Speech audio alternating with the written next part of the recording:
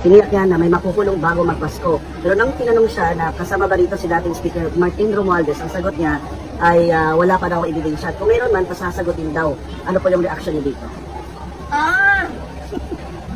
Hindi na po niya, baka lang, hindi na naman niya binasa, na sinabi niyang binasa, yung budget ng 2025. Ang pinag-uusapan natin dito ay yung budget ng 2025.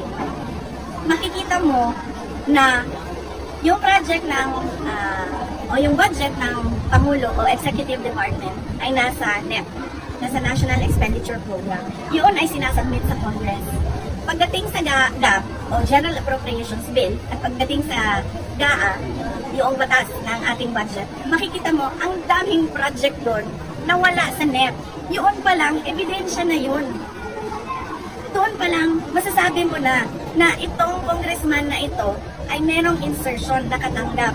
So, ibig sabihin, tingnan mo na kaagad, nasaan na yung project na ito, na nakalagay sa distrito na to. Diba?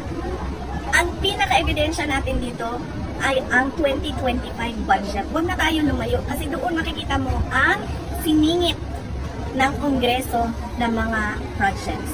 Dapat doon nakatutok ang kanilang investigasyon. At paano natin nasabi na ebidensya yon kontra kay Martin Romualdez? Dahil pagdaan sa House, lumobo yung pera, lumaki yung budget galing sa NEP. O so sino ba ang mag-uutos nun? Yung mga congressman na kung saan-saan lang? Siyempre yung leader, yung speaker.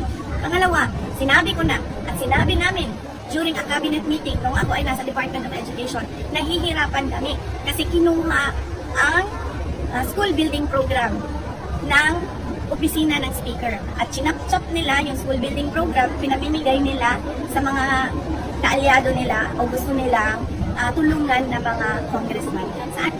Noon pa, alam na niya. O kung hindi man niya alam, basahin niya ang 2025 budget. At doon siya magsimula, magtanong, mag-imbestiga.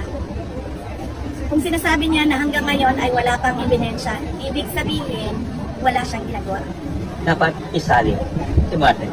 Dapat isali si Bongbong Marcos. Kasi siya ang pumirma ng 2025 GAA. In fact, meron tayong question, di ba, sa 2025 GAA natin na nasa Supreme Court na sinasabing unconstitutional ang ating budget. Diba? Sa iyo pa lang, presidente ka, pag dumating yan sa harap mo, sabihin na natin hindi mo kaya basahin yan kung ilang 100,000 pages yan. Pero meron kang mga tao na isa-isa titingnan lahat yon. Tama ba ito? Tama ba ito? Tama ba ito? Bago mo siya pirmahan. Yun ang panigurado mo. Yun ang oath mo sa batas under our constitution na faithful yung ating budget sa pera, sa paggawa at sa paggamit. Therefore, lahat ng mga anomalya doon kasama ang Pangulo. Kasi naging batas lang naman yun dahil sa pirma niya eh. Kung hindi niya pinirmahan yun, hindi naging batas yun. Hindi magagamit yung pera. Hindi lalabas yung pera. Isali sa makukulong guys bago ng Pasko. Oo, pwede na niyang ikulong ang sarili niya. Aminin na niya na ano talaga, meron siya pagkukulang. At hindi lang maliit na pagkukulang, malaking pagkukulang. Meron siyang malaking pagkukulang sa kanyang trabaho para sa ating bayan. Kaya pwede na niyang ikulong ang sarili niya.